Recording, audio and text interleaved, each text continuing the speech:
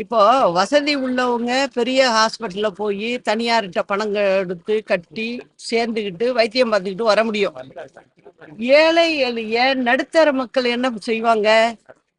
இப்போ நீங்க பார்த்தீங்கன்னா தமிழ்நாட்டில் உள்ள மொத்த மருத்துவர்கள்ல பார்த்தீங்கன்னா 60% இன்னும் டாக்டருங்களே போடலை. போட்டாதானே அவங்க வேலை செய்ய முடியும். பதவிக்கே எடுக்கலை. இப்போ நான் திரும்ப திரும்ப சொன்ன பிறகு, அதாவது கிராம சுகாதார நிலையத்தில் ஒரு 2500 டாக்டரை போன மாதம்தான் போட்டிருக்காங்க மருத்துவரை. சரி, மருத்துவரை மட்டும் போட்டு என்ன பண்ணுறது? அவங்களுக்கு கீழே வேலை செய்யறதுக்கு நர்ஸு தேவை, அது இல்லை. இந்த மாதிரி மருந்து எடுத்து கொடுக்கறதுக்குன்னு ஆள் இருப்பாங்க, மருந்தாளுவர்னு சொல்லி, அவரும் இல்லை. அப்புறம் கிராமப்புறங்கள்ல வீடு வீடா போய் ஒரு நர்சமா சென்சஸ் எடுப்பாங்க. அதாவது அங்க இது கருவுற்ற பெண்கள் எவ்வளவு பேர் இருக்காங்க அந்த ஊர்ல, குழந்தைங்க என்ன இருக்கு, எதுக்காக குழந்தைங்களை கேட்குறாங்க? ஏழை எளிய வீட்டுல இருந்து 2 வயசுல இருந்து 6 மாசத்துல இருந்து 3 வயசு வரைக்கும் அரசாங்கத்துல இருந்து 125 கிராம் சத்து மாவு கொடுப்பாங்க. 4 வயசுல இருந்து 6 வயசு வரைக்கும் 50 கிராம் தினம் அந்த பிள்ளைக்கு சாப்பிட்றதுக்கு மாவு கொடுப்பாங்க, சத்து மாவு கொடுப்பாங்க. இதெல்லாம் இப்ப சுத்தமா நிறுத்திட்டாங்க. அதே போல கருவுற்ற பெண்களுக்கும் இவங்க தினமும் சத்து உருண்டைன்னு கொடுப்பாங்க. அவங்களுக்கு எல்லா சத்தும் கிடைக்கணும் அப்படிங்கிற நோக்கத்துல கொடுக்கறது. அதுவும் கொடுக்கல. ஏன்னா யாரு அங்க கருவுற்றிருக்காங்க அப்படிங்கிறத போய் குறிப்பெடுக்கிறதுக்கும் ஆளு கிடையாது. அப்போ எப்படி இவங்க அந்த சத்து மாவு சத்து உருண்டையெல்லாம் கொடுப்பாங்க? கொடுக்க முடியாது.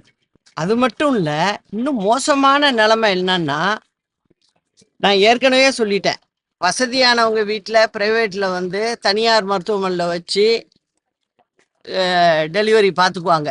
ஆனால் ஏழை எளியவங்க எங்கே போவாங்க? அரசாங்க ஆஸ்பத்திரியை நம்பி தான் இருக்காங்க. அரசாங்க மருத்துவமனைக்கு தான் அவங்க போகணும். ஆனால் அங்கே என்ன பிரச்சனை அப்படின்னா, அங்கேக்கு டிஜிஓன்னு சொல்லுவாங்க, மகப்பேறு மருத்துவர்னு சொல்லுவாங்க, அவங்களே கிடையாது.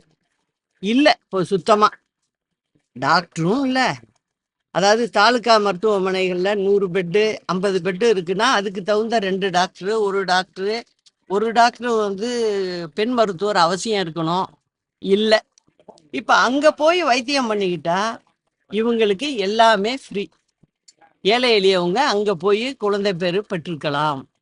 ஆனால் இப்போ இந்த அரசாங்கம் வந்ததுலேருந்து என்ன நடக்குது அப்படின்னு பார்த்தீங்கன்னா, எல்லாரும் கையில் போட்டிருக்க காதில் போட்டிருக்க நகையை கொண்டு விற்றுட்டு போய் தனியார் மருத்துவமனையில் போய் டெலிவரி பார்த்துக்கிறாங்க.